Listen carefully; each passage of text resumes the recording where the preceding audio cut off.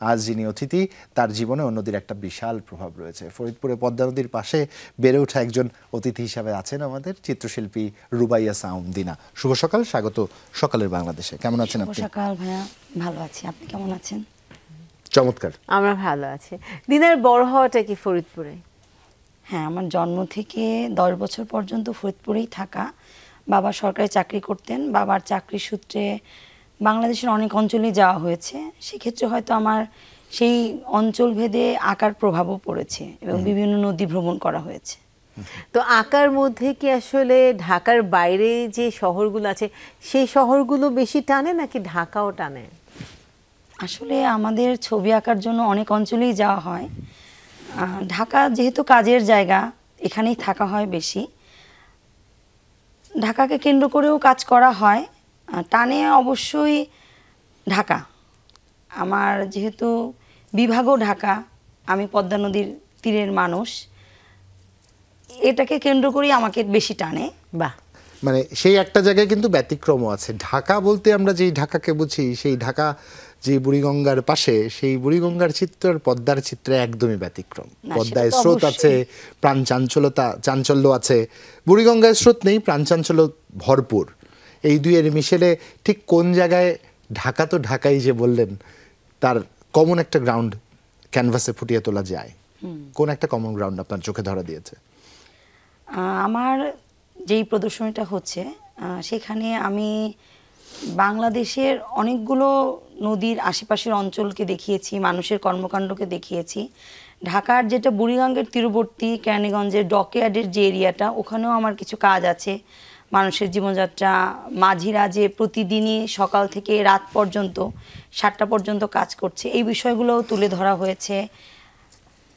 ঢাকার যেই নদীকেন্দ্রিক যে খুব মানে খুব সরব, খুব চঞ্চল। আর আমি যখন বাড়ির দিকে যাই তখন আমি এটা মাথা থেকে যখন ঢুকি, যে আমার মনে হয় যে আমার মাথায় আসলে কিছু নেই, কোনো চিন্তা নেই। যখন আমি পদ্মা পাড়ে দিয়ে যাই, যখন সেখানে মেঘগুলো থাকে, মেঘগুলো আমাকে, মানে আমি ওর উপরে ভেসে ভেসে যাই। এবং সবসময় দেখা যায় যখন আমি লঞ্চে করে যাই, আমি হলো বাইরে দাঁড়াই, কখন আমি উপরে যেয়ে বসি। ছবি সবসময় আমার কাছে আমার স্কেচ বুক থাকে। এবং আমার এখানে যে কাজগুলো আছে, দেখা যাচ্ছে যে আমি 2012 থেকে 25 এ পর্যন্ত, মানে নদীতে ভ্রমণের জন্য, কাজের জন্য হোক, ঘোরার জন্য হোক, বাড়িতে যাওয়ার জন্য হোক, সবসময় স্কেচ বুকে যে কাজগুলো করেছি সেই কাজগুলো প্রাধান্য পেয়েছে। এবং ঢাকার ডকইয়ার্ডে যে আমি কাজগুলো করেছি, মানুষের সঙ্গে সময় অতিবাহিত করেছি, সেই প্রভাব। আমার একটা ভিডিও আর্টও আছে আমার এক্সিবিশনে, সেখানেও আমি দেখিয়েছি যে নদী এবং তার যেই একটা ছন্দ এবং মানুষ এবং তার যে শব্দ, নদীর আশেপাশের বাজার, মানুষজন, তাদের জীবনযাত্রা, এগুলোকে আমি আমার চিত্রকর্মে তুলে ধরেছি। না, চিত্রকর্মের ক্ষেত্রে যখন আমরা দেখছিলাম যে আসলে এক একটা আর্টিস্ট আছেন, তার এক একটা জায়গায় স্বাচ্ছন্দ্য বোধ করেন, কিন্তু মানে আপনার ক্ষেত্রে যেখানে আমরা দেখতে পাচ্ছি এদিকে ডিজিটাল আর্ট যেমন আছে, ভিডিও আর্ট আছে, তার পাশাপাশি স্কেচ আছে, অ্যাক্রিলিক আছে, ওয়াটার কালার আছে, পেন্সিল আছে, তো অনেক ধরনের মিক্স মেথড আসলে কাজ করা হয়েছে। যখন শুরু করেছিলেন তখন কি এরকমই চিন্তা ছিল যে সব মেথডে কাজ করবো, নাকি কাজ করতে করতে এসে দেখা যাচ্ছে যে না, আমি সবগুলোতেই পারদর্শী? এটা আসলে কাজ করতে করতে তো চিন্তা ভাবনা চেঞ্জ হয়। প্রথমে আমার যেহেতু ড্রয়িং অ্যান্ড পেইন্টিং, তো আমার রেখাচিত্রেই শুরু, রং দিয়েই শুরু কাজ করা। তারপরে কাজ করতে করতে দেখা যাচ্ছে আমি প্রচুর ফটোগ্রাফি করি। সেখান থেকে মনে হলো যে না, এক্সিবিশন ঘুরতে ঘুরতে যে না, আসলে আমি তো আমার কাজগুলো ছবি আঁকার সঙ্গে সঙ্গে আমি যদি আমার ভিডিওগ্রাফিকেও, ফটোগ্রাফি, ভিডিওগ্রাফি যেগুলো আমার সঙ্গে, আমার আশেপাশের শব্দ, আমার আশেপাশের মানুষ, ছন্দ, এগুলোকে আমি তুলে ধরি, তাহলে আরেকটা কাজের অংশ হিসেবে থাকবে। এবং আমি আরেকটা কাজ করি যে আমি পারফরমেন্স আর্ট করি। সেখানে আমার শেষ দিন, আমার সমাপনী দিনে আমার পারফরমেন্সটা থাকবে। তো ওখানেও দেখা যাচ্ছে যে আমি যেই আমাদের যে নদী, আমরা নদীমাতৃক দেশ, আমাদের জীবনযাত্রা নদীকে কেন্দ্র করে, এবং আমি যে নারী, আমি কাজের প্রয়োজনে প্রতিদিনই শাড়ি পরছি। তো আমার কাছে মনে হয়েছে যে এটা আমার একটা জমিন এবং এটা আমার একটা নদী, যেটাকে আমি ব্যবহার করে প্রতিদিনই শাড়িতে আমার রং লাগছে, কারণ প্রচুর রঙের কাজ হয়, মাটির কাজ হয়, বিভিন্ন উপকরণ আমার শাড়িতে লেগে যাচ্ছে এবং আমার সঙ্গে সঙ্গে অতিবাহিত হচ্ছে এবং প্রবাহিত হচ্ছে আমার শাড়িটা।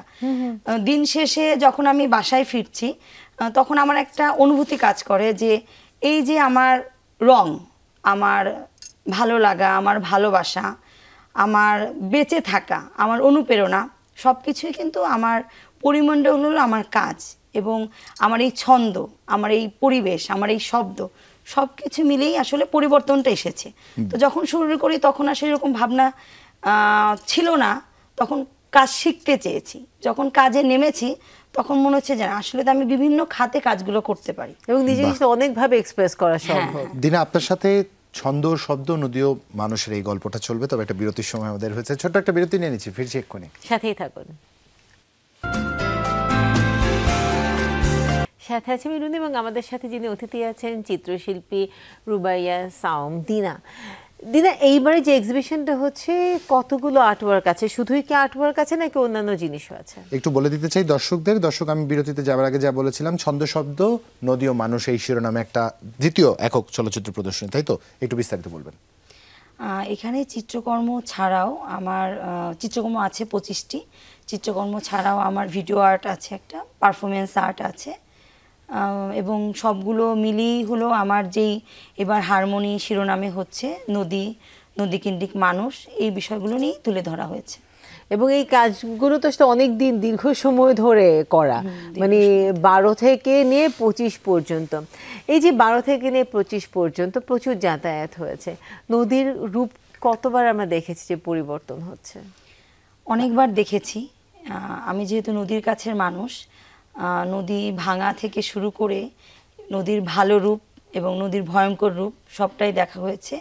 আবার এমনও হয়েছে কাজের ক্ষেত্রে, যখন 2012 সালে আমি সমস্বরী নদীর কাছে গিয়েছিলাম, যে তখন শীতকাল ছিল, ডিসেম্বর মাস, নদীতে কাজ করতে করতে আমাদের ইউনিভার্সিটিকেই যাওয়া হয়েছিল।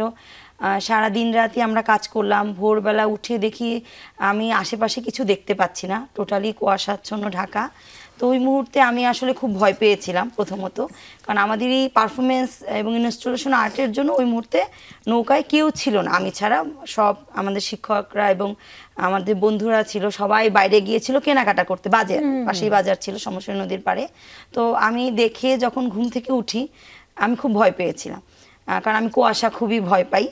কেউ নেই আশেপাশে, মানে আমি হাতের আঙ্গুলও দেখতে পাচ্ছি না, এতটাই ঘন কুয়াশা ছিল নদীর কাছে। তো এরকম যখন আমি আবার আমার বাড়ির দিকে যাই, ওয়েদার ভালো থাকে, তখন দেখা যাচ্ছে আষাঢ় মাসে গেলে প্রচুর ঢেউ থাকে প্রচণ্ড পরিমাণে। তখনও ওই কাজটা যে এত পরিমাণ আমার লঞ্চটা আপ ডাউন করছে এবং মানুষের প্রচণ্ড পরিমাণে, এবং তখনও আবার ভয় লাগে যে না, এটা নদীর ভয়ঙ্কর দিক। আর নদী ভাঙনের কথা যেটা বলবো, যে আমার পূর্বপুরুষরা হলো চরের মানুষ, তো 21 বার নদী ভেঙেছে আমার নানা। তো এবং আমাদের এখনো 300 বিঘা জমি হলো নদীর ভিতরে, পদ্মা নদীর ভিতরে, নদী গর্ভে আছে, এখনো নদী গর্ভে আছে। ওটা যতটুকুই কিছুটা জেগেছে, সেখানে আমরা বর্তমানে কোনো চাষ করতে পারছি না, ওই উপযোগিতা নেই। তো দেখা যাচ্ছে যে এই ভাঙনের যে গল্প এবং কাছ থেকে দেখা, এটা সাংঘাতিক একটা বিপর্যয়। এবং যারা কাজ করছেন, আমার কাজে এই আবহাওয়াটুকু আছে পারফরমেন্স আর্টের মধ্যে, যে এই যে জার্নিটা, নদীর সঙ্গে যারা থাকছেন তাদের যে জার্নিটা, এটা মানে অন্যরকম একটা, মানে যে পড়বে ভাঙনে অথবা তার সঙ্গে যুদ্ধে, সে বুঝবে যে আসলে কতটা বেদনাদায়ক একটা বিষয়। নিশ্চয়ই। দিনা, এই একটা জায়গায় একটা প্রশ্ন, নদী গ্রীষ্মে একরকম, বর্ষায় পূর্ণ যৌবনে আমরা বলি, স্রোত তখন সর্বোচ্চ থাকে, শরতে একরকম, শীতকালে একরকম। যে অভিজ্ঞতা, ভয়াবহ অভিজ্ঞতার কথা আপনি বলছিলেন, যে কুয়াশা আপনি নিজের আঙুল দেখতে পাচ্ছেন না। এই যে 6টা ঋতুতে আমাদের নদী যে 6 ভাবে বদলে যায়, এর সাথে জীবন ব্যবস্থার মৌলিক কি পরিবর্তন হয় আপনার, যেটা ধরা পড়েছে আপনার চোখে কাজ করতে চাই? অনেকটাই পরিবর্তন হয়, জীবনযাপন পরিবর্তন হয়ে যায়, চাষবাস পরিবর্তন হয়ে যায়, মানে পুরা ঋতু ভেদে পরিবর্তন হয়। এবং দেখা যাচ্ছে একজন মানুষ হয়তো একটা সময় মাছ ধরছিলেন, সে একটা সময় সেটা করছেন না, হয়তো সে এক সময় চাষাবাদ করছেন, চরগুলোতে যখন বাদাম চাষ করা যাচ্ছে, মানে সব শস্য তো আসলে চরে করা যায় না, তো ওই সময় হয়তো সে বাদাম করছে, অন্য সময় সে হয়তো অন্য সবজি করছে, অথবা সবজি সে করছেই না, সে হয়তো অন্য কাজ করছে, বাইরে অন্য কোনো কিছু করছে। আবার ধরেন হয়তো তখন গৃহপালিত পশু লালন পালন করছেন, ওই দিকটায় সে মনোনিবেশ দিয়েছেন, অথবা আখের চাষ হচ্ছে অন্য ক্ষেতের জায়গায় আশেপাশে, যেটা নদী থেকে আরেকটু দূরে আছে তার যে জায়গা জমিগুলোতে।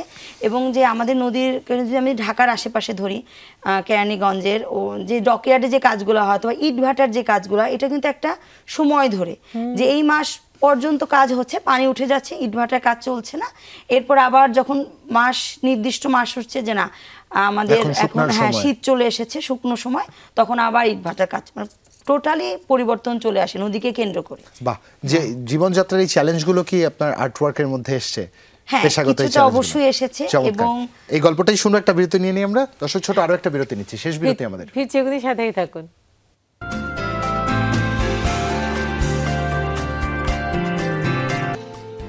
বিরতির পর সকালের বাংলাদেশ, আপনাদের সবাইকে স্বাগত। রুনিয়া আছে, জুলা জুবাইর আছে, আমাদের অতিথি রুবাইয়া সাউন্ড দিনা আছেন, যিনি চিত্রশিল্পী। তার কাছ থেকে ছন্দ, শব্দ, নদী এবং মানুষের গল্প শুনছিলাম। দিনা, খুব স্বাভাবিকভাবে এই যে অর্থনৈতিক ব্যবস্থা যে নদীর সাথে সাথে বদলে যায় এবং আমাদের মধ্যে নদীকেন্দ্রিক মানুষের মধ্যে একটা অভিযোজন সক্ষমতা তৈরি হয়েছে, তারা পেশাগতভাবে খাপ খাইয়ে নিতে পারে, ক্যানভাসে এটা ফুটিয়ে তোলা কতখানি সহজ, কতখানি কঠিন? প্রশ্নটা আমার কাছে কঠিন। আসলে ক্যানভাসটা তো একটা নির্দিষ্ট ফ্রেম, কখনো সেটা ছোট ক্যানভাসটা, কখনো সেটা বড়। আমরা যখন শিল্পীরা কোনো কিছু তুলে ধরি আমাদের রঙে, রেখায়, আমরা হয়তো অনেক ভাবনা থেকে আমাদের ভাবনাকে প্রয়োগ করে তুলে ধরি। জীবন তো আসলে অনেকটা বড়, অনেক সেক্টরের কাজ হয়, বিভিন্নভাবে বিভিন্ন পদে পদে আমরা আসলে আমাদের জীবনটা অতিবাহিত করি। এবং আমরা যখন ক্যানভাসে তুলি, সেটা আবার কাজের সেক্টর আলাদা, কখনো হয়তো সেটা ডিজিটালভাবে, কখনো সেটা ভিডিওভাবে, কখনো সেটা শারীরিকভাবে, কখনো সেটা হয়তো কাগজে, কাপড়ে, বিভিন্ন মুরালে হোক, অন্য কোনোভাবে হোক।